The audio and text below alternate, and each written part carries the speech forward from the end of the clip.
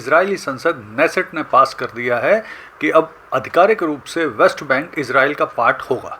ये जो पास किया गया है बिल, तो इजराइल में जो वेस्ट बैंक का क्षेत्र है उसे जूदिया और समारिया के नाम से जाना जाता है और ऐसा मानते हैं इजरायली लोग कि ये ऐतिहासिक रूप से ये क्षेत्र तो इजरायली साम्राज्य का ही पार्ट है। इजरायली संसद में स्थिति क्या है और किस तरह से बिल पास हुआ, वो दो पार्टी हैं, एक है ओट जामा यहूदित और दूसरी है रिलीजियस जैनिज्म। तो मुझे लगता है दोनों ही इंटरेस्टेड नहीं है इसमें, और चूंकि हथियार छोड़ना एक बड़ी शर्त है इजराइल और अमेरिका की हमास के लिए। नमस्कार दोस्तों, आज बात करेंगे एक बहुत ही इम्पोर्टेंट डेवलपमेंट पर, और वो डेवलपमेंट ये है कि हाल में ही इजरायली संसद नेसेट ने पास कर दिया है कि अब आधिकारिक रूप से वेस्ट बैंक इजराइल का पार्ट होगा।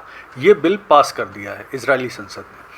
तो आइए पूरा विस्तार से इस घटनाक्रम को समझते हैं और जानने की कोशिश करते हैं कि अभी हाल में ही जिस तरह से गाजा पीस प्लान प्रस्तुत किया गया था, उसके बाद इजिप्ट में गाजा पीस समिट हुई थी, उसके बाद सीज़ फायर और बहुत सारे घटनाक्रम हुए थे, तो उसके बाद अचानक से ये घटनाक्रम जो इजरायली संसद में हुआ है उसके क्या मायने हैं और इसका क्या परिणाम हो सकता है।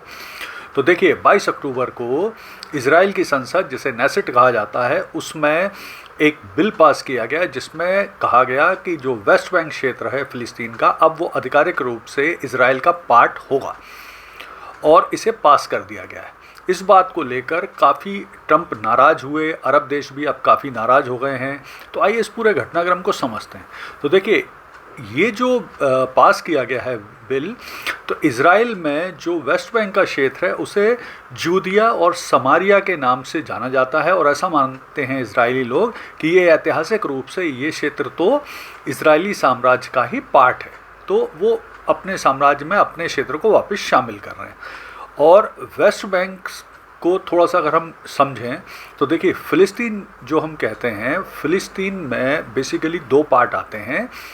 इज़राइल की वेस्टर्न साइड में गाजा स्थित है और इज़राइल के ईस्टर्न साइड में वेस्ट बैंक स्थित है। दोनों के बीच में लगभग 80 से 100 किलोमीटर की दूरी है और दोनों में अलग अलग जो प्रशासन है वो अलग अलग पार्टियां देख रही हैं। गाजा क्षेत्र में आपको पता है हमास देखता है प्रशासन, जबकि वेस्ट बैंक का जो क्षेत्र है इसमें जो फ़िलिस्तीन अथॉरिटी है और जो फ़िलिस्तीन लिबरेशन ऑर्गेनाइजेशन का पॉलिटिकल विंग है फ़तह, वो शासन करता है।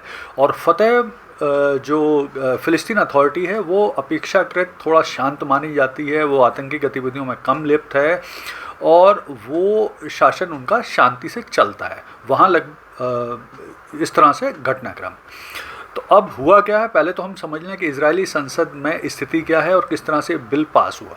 तो देखिए, इजरायली संसद जो नेसेट है उसमें कुल मिला के 120 सीटें हैं, जिसमें जो प्रधानमंत्री हैं नेतन्याहू, वो एक कोलिशन सरकार चलाते हैं जिसके पास हैं लगभग इस समय 61 सीटें हैं और विपक्षियों के पास 56 सीटें हैं इस समय। तो जो ये बिल पास हुआ है इसमें जो नेतन्याहू के कोलिशन वाली पार्टियां हैं उनमें दो को छोड़कर बाकी सभी ने अब्सेंट किया था, यानी वॉकआउट कर दिया था, उन्होंने इसमें पार्ट नहीं लिया था। विपक्षी दल ने प्रमुख रूप से इसमें पार्ट लिया और ये बिल पास हुआ 24-25 के रेशो से।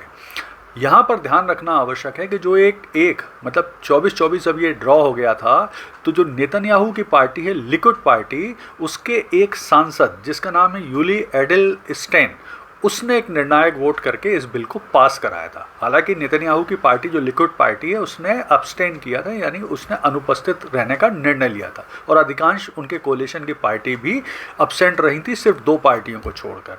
वो दो पार्टी हैं, एक है ओट जामा यहूदित और दूसरी है रिलीजियस जैनिज्म।